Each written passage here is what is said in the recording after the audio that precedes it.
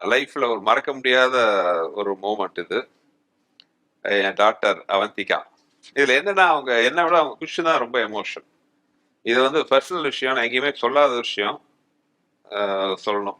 ஏன்னா அவங்களுக்கு அப்போ கொஞ்சம் உடம்பு சரியில்லாம இருந்துச்சு. அப்போ யாரோ ஒரு டாக்டர் சொல்லிட்டாங்க, உங்களுக்கு உங்களால குழந்தை பெற்றுக்க முடியாதுன்ட்டு. இதெல்லாம் பிஃபோர் மேரேஜ்.